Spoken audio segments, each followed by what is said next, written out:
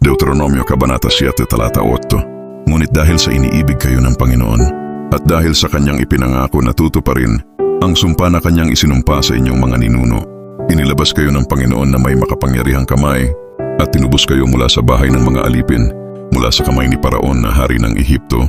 Tayo'y nakatitiyak na ang Diyos ay laging tapat sa kanyang salita. Sinabi niya na ang kanyang mga plano para sa atin ay mabuti at alam natin na ito ay totoo dahil nakita natin ang kanyang mga kamay na gumagawa ng mga himala sa ating mga buhay at sa buhay ng iba.